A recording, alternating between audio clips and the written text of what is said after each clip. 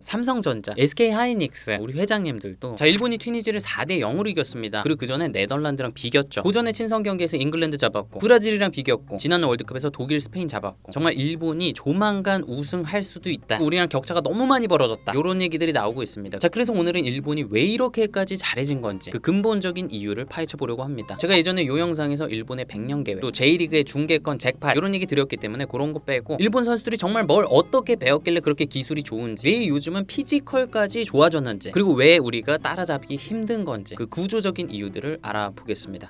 톰 바이어 자 일본 대표팀의 모든 선수들을 보면 정말 기술이 좋습니다. 심지어 센터백들도 볼 잘 차요. 자 그러면 일본은 왜 이렇게 볼 잘 차는 선수들이 많아진 걸까요? 그러면 이분 얘기를 하지 않을 수가 없습니다. 바로 톰 바이어 일본 사람이 아니라 미국인이에요. 1895년에 일본으로 가서 선수 생활하고 은퇴하고 나서 지도자를 시작했어요. 근데 요번에 핵심 철학이 요겁니다. 기술 습득이라는 건 우리 예상보다 훨씬 어린 나이에 일어난다는 거예요. 피파 211개국 중에 우승한 나라는 단 8개다. 그게 왜 그러냐? 그 8개국은 수많은 아이들이 걸음마를 시작할 때부터 공을 만진다는 거예요. 그러면서 톰 바이어가 메시, 호날두, 이니에스타 이런 선수들 예를 들어요. 그 선수들은 어릴 때 축구가 아니라 일단 공하고 사랑에 빠졌다는 거예요. 그래서 톰 바이어의 핵심 슬로건이 뭐냐? Football starts at home. 축구는 집에서 시작된다. 근데 우리나라 어때요? 보통 6살 때 유아체육 학원 가서 공을 처음 만집니다. 많이 늦죠? 자 그래서 이 톰 바이어가 뭘 했냐? 일본 전국 방방곳곳을 돌아다니면서 유스 아카데미를 열어요. 그래서 아이들을 데려다 놓고 볼 마스터리 훈련을 하는 거예요. 이 사람 생각이 뭐냐? 그냥 애들이 공 빵 차고 달리고 그러면 안 되고 공을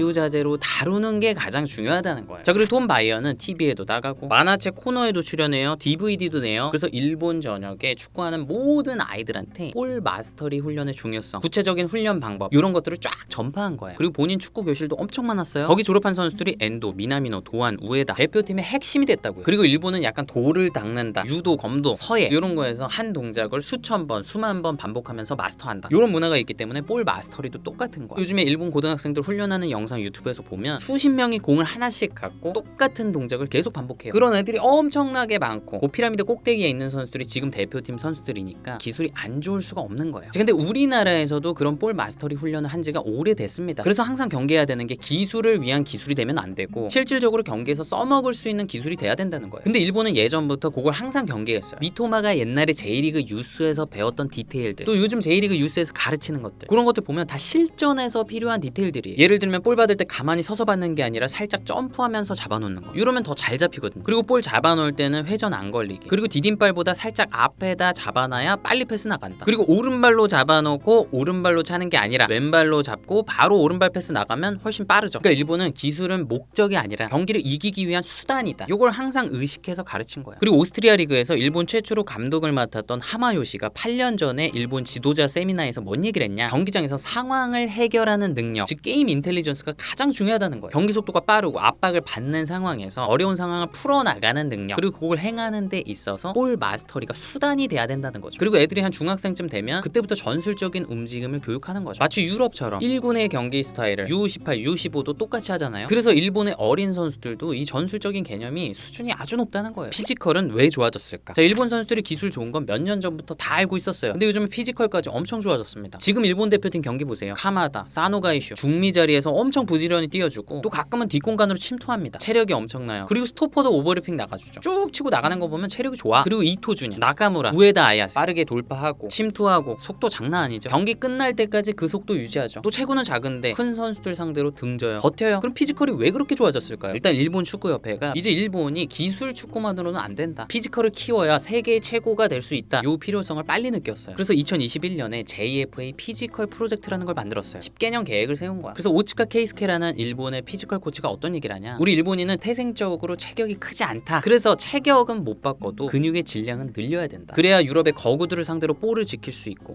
달려들어서 볼을 뺏어올 수 있다. 혹자는 축구 선수가 근육을 키우면 둔해진다 라고 얘기하는데 그것은 우리 같은 피지컬 코치들이 제대로 알리지 못한 죄다. 그러니까 한마디로 체계적인 트레이닝을 해서 몸을 제대로 만들어야 된다는 거예요. 메이저리그의 야마모토 투수도 개인 트레이너가 유명하잖아요. 그분이 해부와 물리치료 이런 것들을 하시는 분인데 처음에 제대로 서는 법부터 가르쳤대요. 훈련법도 굉장히 특이하고 일본은 운동선수의 피지컬도 굉장히 깊게 파고드는 측면이 있는 것 같아요. 자, 그리고 일본 선수들의 피지컬이 좋아진 결정적인 이유는 유럽에 나간 선수들이 많기 때문이겠죠. 아무래도 유럽은 경기 속도가 굉장히 빠르고 몸싸움이 거치니까요. 엔도 아타루도 그런 얘기를 해요. 처음에 벨기에 가서는 별로 당황을 안 했는데 독일 슈투트가르트에 갔더니 강도가 너무 높더라. 아무래도 J리그는 다 패스 축구 축구를 하는 경향이 있기 때문에 몸싸움도 거칠지 않고 또 공이 공중으로 잘 안 떠요. 그러니까 경합하는 상황도 적고. 근데 일본 선수들이 유럽에 진출하게 되면 피지컬적으로 강해질 수밖에 없는 거죠. 거기서 살아남으려면 더 빨라야 되고 빠른 상태를 오래 유지해야 되고 몸의 내구성을 단단하게 키울 수밖에 없는 거예요. 그리고 그렇게 유럽에 진출한 일본 선수들이 유럽 구단의 체계적인 관리를 받죠. 엔도가 하는 말이 독일 클럽은 시즌 초에 정밀하게 몸 상태를 체크해서 선수 개인별로 프로그램을 다 준대요. 그리고 트레이닝 룸에 피지컬 트레이너가 항상 상주한대요. 그럼 언제든지 가서 도움을 받을 수 있는 거예요. 내 약점에 대해서 논의하고 같이 보강 운동하고. 그래서 엔도는 벌크업 하는 것보다 몸을 내 자유자재로 더 잘 움직일 수 있는 능력, 그거를 향상시키기 위해서 노력을 한다고 해요. 다양한 육성 루트. 자, 지금 일본 대표팀이 더 대단한 게 뭐예요? 미토마, 엔도, 미나미노 이런 에이스급 선수들이 부상으로 빠졌는데도 티가 안 난다는 거예요. 왜? 선수층이 어마어마하게 두터우니까. 지금 유럽 하면 114명입니다. 자, 그렇다면 일본은 어떻게 그렇게 선수층이 두터울까요? 선수 육성 루트가 다양하기 때문이에요. 자, 유럽은 어떤가요? 클럽의 유스 아카데미, 한 가지 루트를 통해서 선수들이 성장합니다. 근데 일본은 J리그 아카데미도 있지만 학원 축구가 있어요. 고등학교 축구부, 대학교 축구부의 수준이 굉장히 높습니다. 그래서 J리그 유스 아카데미에 들어가는 게 물론 좋지만 못 들어가더라도 많은 선수들이 고등학교, 대학교를 통해서 최고 레벨까지 성장할 수 있는 거예요. 선수마다 꼽히는 시기가 다 다르잖아요. 해버지도 명지대학교 겨우 들어갔다고 하시잖아요. 그 이후에 꼽혔잖아. 일본 고등학교 축구 유명하죠. 매년 전국에 4,000개의 고등학교가 경쟁하는 대회가 있어요. 결승전은 생중계가 되고 관중이 4만 명이래. 상품성이 어마어마한 거예요. 혼다 다이스케도 유스 못 들어갔지만 고등학교 축구부를 통해서 성장할 수 있었어요. 자, 그리고 일본의 대학 축구는 수준이 굉장히 높습니다. 사실상 J2, J3랑 레벨이 비슷하대요. 브라이튼에서 뛰는 미토마도 대학 출신이죠. 원래 가와사키 프론탈레 유스 출신이었는데 그 팀으로부터 프로 계약 제안을 받았어요. 근데 미토마 생각에는 가도 게임을 못 뛸 것 같잖아. 그러니까 대학교로 간 거예요. 그리고 거기서 경기 많이 뛰면서 성장하려고 한 거죠. 그리고 또 유명한 게 그때 논문 쓴 거죠. 머리에 고프로 달고 내가 드리블 할 때 시야랑 이런 걸 같이 해가지고 왜 나의 드리블은 상대를 뚫는가, 그런 것들을 깊게 파고 들었잖아요. 그리고 일본 학원 축구의 장점이 또 뭐냐면 프로팀들은 대략 엇비슷한 축구들을 하는데 일본의 고등학교, 대학교들은 전술적으로 굉장히 특색이 있고 다양하고 그러면서 프로필이 다양한 선수들이 나온다는 거죠. 그런 선수들이 대표팀에 다 같이 모였을 때 여러 상황에 대처할 수 있는 아주 흥미로운 스쿼드가 될 수 있다는 거죠. 자, 물론 우리나라도 있죠. 근데 우리나라 대학 축구는 수준이 낮아졌다, 그런 얘기가 많아요. 우리는 아무래도 잘하는 선수들이 K리그 유스로 다 빠지고 거기에 못 들어간 선수들이 대학교에 많이 가는데 U22 제도가 있잖아요. 프로에서 어린 선수들을 반드시 출전시켜야 되는 조항. 그 덕분에 유망주들이 많이 나오긴 했지만 대학 선수들한테 그게 문제가 되는 게 뭐냐, 대학 3, 4학년이 되면 U22로서 뛸 수가 없게 되기 때문에 프로에서 그 선수들을 안 데려간다는 거예요. 그러니까 일단 대학교 가면 1, 2학년 안에 프로에 가야 되는데 그렇게 되지 못했을 경우엔 선수들의 동기부여가 많이 떨어지는 거죠. 그리고 우리나라 대학 축구의 상품성 자체가 일본보다는 좀 떨어지기 때문에 학교의 지원이나 이런 것들도 많지 않겠죠. 그러니까 우리나라는 전체적으로 봤을 때 K리그 유스 아카데미에 들어가지 못하면 수준 높은 경기를 뛰면서 성장할 수 있는 환경이 부족하다라는 거죠. 그러면 우리 대표팀의 선수층도 일본만큼 두꺼울 수 없겠죠. 선수풀. 자, 일본과 우리나라는 선수풀부터가 엄청난 차이죠. 언론에 많이 인용되는 수치를 보면 우리나라 선수는 약 11만 명, 일본은 약 84만 명, 거의 8배 차이예요. 그리고 축구팀 수도 일본이 15배 많다고 하고요. 기본적으로 일본은 많은 초중고 학생들이 운동부 활동을 하잖아요. 학교 수업 끝나면 자기 운동부에 가서 맨날 훈련. 전체적인 수준이 상향 평준화됐고 거기서 진지하게 엘리트로 가려고 하는 애들이 위로 올라가면서 제일 잘하는 선수들이 대표팀에 가는 거죠. 근데 우리나라는 점심시간 축구 금지시키고 말도 안 되는 거야. 그리고 옛날 얘기긴 하지만 일본의 캡틴 츠바사라는 만화가 있죠. 그 만화가 연재를 시작하고 나서 10년 사이에 초등학교, 중학교 축구부가 거의 3배가 됐대요. 그런 미디어 컨텐츠가 있어야 아이들이 또 축구를 많이 할 텐데. 일본 선수들이 유럽에 많이 가는 이유. 자, 현실적으로는 일본 선수들이 가성비가 좋아서 그게 굉장히 큰 이유라고 합니다. 기본적으로 유럽 클럽들이 일본 선수들을 바라보는 시선이 볼 컨트롤 너무 좋고 패싱력 있고 또 압박 열심히 하고 그리고 코치업을 하죠. 우리나라 선수들처럼 말을 잘 듣는 거예요. 그러니까 감독이 얼마나 좋아해요? 그런데 굉장히 싼 거예요. 그러니까 유럽 클럽 입장에선 부담이 없는 거죠. 일단 데려와. 그래서 벨기에, 덴마크, 독일 이런 나라의 여러 클럽들은 J리그뿐만 아니라 일본 대학 축구도 예의주시하고 있대요. 포스텍도 일본 선수들에 대한 인상이 좋으니까 셀틱 가서 엄청나게 사는 거예요. 그리고 우승하고 그리고 그런 거 보고 유럽의 다른 팀들이 또 일본 선수들 막 영입하고. 자, 그리고 유럽에 일본 선수들이 많은 이유는 실질적으로 이런 게 있어요. 벨기에 신트 트라이던 다들 아시죠? 우리 이승우 선수도 있었던 그 구단이 일본 회사 거잖아요. FC 도쿄에 단장을 했던 행정가분이 일본의 돈 많은 사업가분을 설득해서 벨기에 그 구단을 산 거예요. 그리고 일본 선수들이 유럽에 진출하는 교두보 역할을 한 거죠. 그 팀을 거쳐간 선수가 토미야스, 엔도, 카마다. 지금 다 탑이 됐죠. 근데 저는 실질적으로 이런 게 굉장히 중요하지 않나라고 생각을 해요. 사실 계획 같은 건 멋들어지게 짤 수 있습니다. 축구협회 홈페이지 그럴듯하게 꾸며놓을 수 있어요. 그리고 일본이 하는 것처럼 유럽의 축구협회에 지사를 만들어서 유로파 선수들 관리한다? 아, 굉장히 듣기 좋죠. 하지만 실질적으로는 신트트라이던 같은 팀이 있는 게 굉장히 중요하다는 거예요. 일본 선수들이 부담 없이 유럽을 첫 경험할 수 있고 또 유럽의 다른 팀에 갔다가 잘 안 돼도 일본으로 바로 돌아가는 게 아니라 신트트라이던에 잠깐 머물러서 또 기회를 엿볼 수 있잖아요. 그 무대를 통해서 다시 재기한 선수들이 있다고요. 그러니까 우리나라 기업 삼성전자, SK하이닉스 우리 회장님들도 유럽에 구단 하나 사주시면 안 될까요? 우리나라 선수들 대량으로 유럽 진출시키고 이정효 감독도 유럽에서 도전해보고 싶다고 하는데 한국의 감독 앉혀보고 그렇게 해주시면 안 될까요? 회장님들 저도 주식 좀 갖고 있거든요. 고점이어도 사겠습니다. 원대한 목표와 헌신. 자, 요번에 자료조사를 하면서 느낀 게 일본은 확실히 그런 게 있어요. 세계 최고가 되자라는 그런 원대한 목표가 있습니다. 그리고 그 목표를 이루기 위해서 자기 밥그릇만 사수하는 게 아니라 우리 그 원대한 공동의 목표를 위해서 모든 걸 바치겠다, 요런 자세들이 좀 돼 있는 것 같아요. 근데 저도 지인 축구 관계자들의 말을 들어보면 일단은 생존, 자기 밥그릇을 사수하는 것만으로도 너무 힘든 싸움이기 때문에 원대한 공동의 목표를 위해서 헌신, 희생 힘들죠. 그건 개인을 탓하면 안 됩니다. 당연히 먹고 살아야 되고 살아남아야죠. 그렇기 때문에 우리가 고등학교, 대학교 축구를 상품화하는 거, 아니면 K리그 중계권을 비싸게 팔든지 이 전체적인 시스템을 안정화시켜서 여기 있는 구성원들이 밥그릇 잃을까봐 불안해하지 않고 공동의 목표를 위해서 헌신하고 희생할 수 있는 그런 환경을 만들어야겠죠. 위기를 연구로 넘는 선수들, 현재 일본 대표팀에서 중요한 역할을 하고 있는 선수들이 어떤 과정을 거쳐서 성장했나 보니까 다들 위기가 있었어요. 근데 그 위기를 어떻게 극복했냐, 자기 자신을 철저하게 연구를 했습니다. 뭐 미토마의 논문 얘기는 했고, 카마다는 본인의 수비력이 올라오지 않아서 너무 고민이어가지고 마스체라노 영상을 보면서 발 뻗는 타이밍을 엄청 연구했대요. 지금은 수비력 엄청 좋잖아요. 그리고 나카무라도 유럽에서 안 풀려가지고 오스트리아 2부 리그까지 내려가고 그랬어요. 근데 그렇게 안 좋을 때 자기 자신에 대한 철저한 연구를 한 거예요. 자기가 요번에 네덜란드전에 골 넣었을 때처럼 왼쪽에서 안으로 치고 들어가서 슈팅하는 거, 그거는 괜찮은데 빈몸으로 박스에 침투해가지고 마무리하는 거, 그 능력이 너무 부족했대요. 그래서 개인 트레이너랑 해가지고 박스 안에 들어가서 마무리하는 연습을 엄청나게 한 거예요. 물론 우리나라 선수들도 못지않지만 일본인들 그 특유의 연구하는 자세, 디테일하게 파고드는 자세, 그런 공유된 의식이 현재 일본의 두터운 스쿼드를 만든 게 아닌가, 그런 생각도 듭니다. 네, 오늘 이렇게 일본이 잘하는 이유에 대해서 말씀드려봤습니다. 확실히 일본은 좋은 선수 한두 명이 뽁 하고 튀어오르는 게 아니라 좋은 선수들이 계속 배출되는 시스템을 만든 것 같아요. 자, 그렇다면 우리는 어디서부터 어떻게 시작해야 될까요? 다 같이 고민하고 노력했으면